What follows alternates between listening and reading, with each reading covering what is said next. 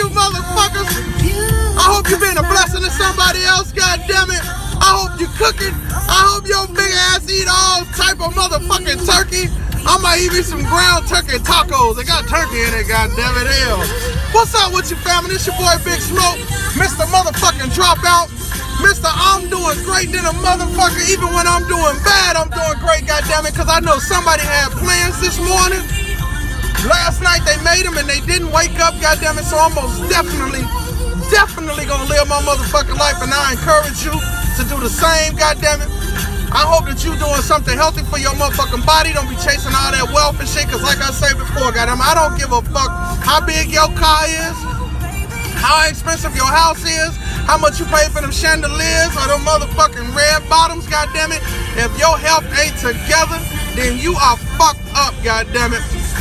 Well, look, man, today is the topic, goddammit. The topic is my man Lawrence.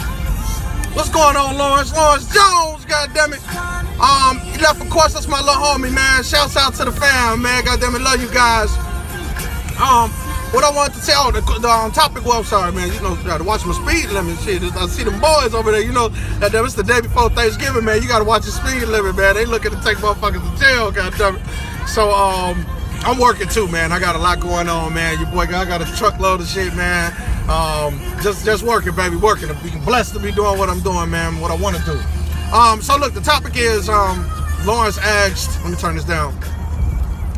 I'm gonna say this like I think I thought I read it and shit. Like I think I thought I read it. That's some dropout shit right there. Ain't that a bitch? Like, learn how to talk if you gonna be a dropout and be an investor. Some shit like that, right?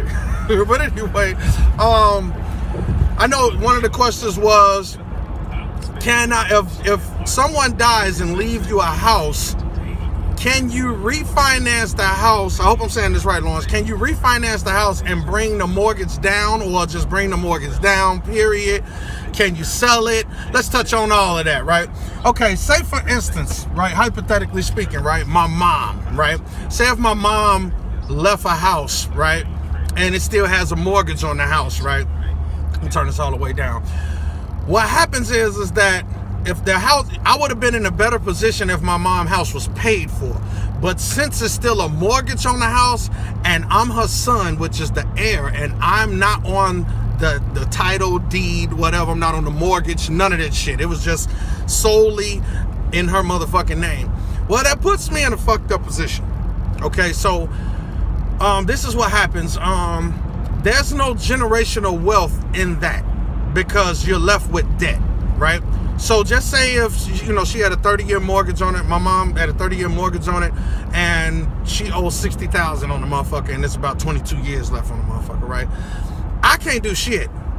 I can't do shit. Honestly, you can't do a motherfucking thing. The only thing it's a few ways you can assume a mortgage, but you have to apply, you have to apply for a loan. You got to get a loan in your name now, you know what I'm saying, to take it over. It's just like hitting, starting all over.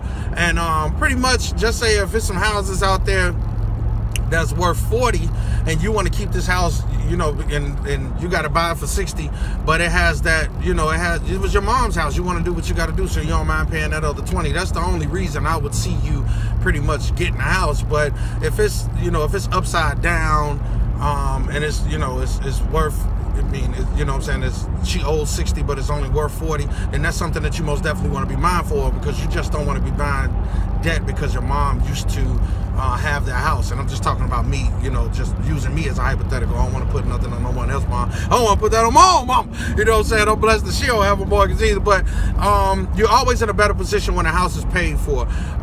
Let me see, man. Refinance it, you can't do shit. You can't do a motherfucking thing. Honestly, now on some real shit, if you don't have nowhere to go, right, you could keep paying the mortgage. Now you got 22 motherfucking years, right? The mortgage company gives no fuck right now about who dies, none of that shit. They just want their motherfucking payment, right? The banks is not in the business of selling homes. They in the business of selling mortgages. So the thing is that they don't care. You have to go under the Act, right? So if you want to stay there and the mortgage is, say, $700 and shit, you just got to keep it up, and whatever comes with it, you just got to deal with it, bro.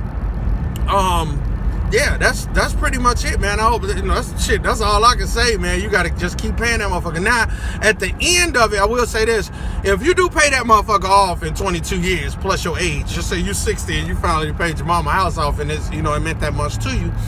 Now, what you have to do is you got to go through probate court. Now you got to take it to court. You got to show that your mom's passed. You got to show all these documents: birth certificate, death certificate, social security card, passport. You got to prove all of this shit, and then it can go smoothly if if you got siblings and shit and they don't mind, they don't want to fight you for it and things like that, because a lot of this shit gets ugly, you know what I'm saying, when siblings is involved, you know what I'm saying? So, but that's pretty much it, man. If you're not on the mortgage, if you're not on the title deed, or if you didn't, and it's a lot of ways I know how to do certain things like mechanical liens. It's a lot I have to talk to you about on how you can actually get your name. You can put a lien on the property. Is that going to help you get the mortgage down? No. You know what I'm saying? It's not. You know what I'm saying? It just puts your hand in the pot as far as interest. So you have an interest in the property. If the property do sell, and just say if I did a job for you on your house, I fixed your roof, and you owe me $7,000. What I would do is put a lien on your property, and then if whatever happens down the line, 20 years from now, and you sell the property, at the title company, they're gonna look at the title and they're gonna see that Big Smoke put a motherfucking roofing lien on that goddamn place, and they're gonna cut me or my estate, if I'm still around, $7,000 plus motherfucking interest, hopefully. You know what I'm saying? So no, you're not. That's just the way the dice roll with mortgages, man, on property. When your family have mortgages on property, it's not too much you can do. Only let me see. You could pay more, of course, the bank, you could pay more on the mortgage if you want to hurry up to try to pay it off in a hurry to get it to probate court, or you could just get it in probate court now. You know what I'm saying? But the thing is that doesn't take the mortgage away from you. You can't, your hands are kind of tied.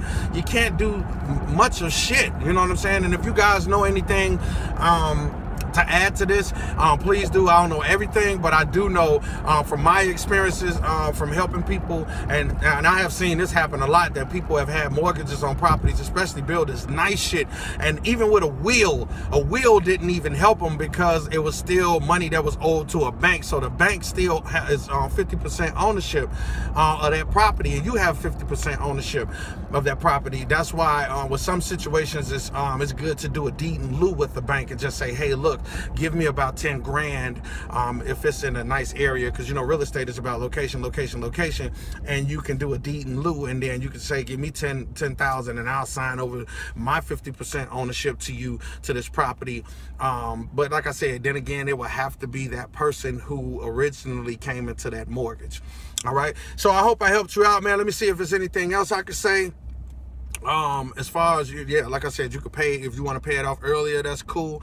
Like I said, before you take it on yourself to stay in that situation, man, make sure that it's worth it, because a lot of these properties, because just say for instance, if my mom bought that property in 2003, in 2000 and 2003, between 97 and 2003, man, real estate was at the hilt, bro. Like prices was crazy. You know what I'm saying? You pretty much couldn't buy shit cash unless you was going to Gary, Indiana, or really to the slums of the hood, right? So buying at the hilt of real estate in the early 2000s, late 90s.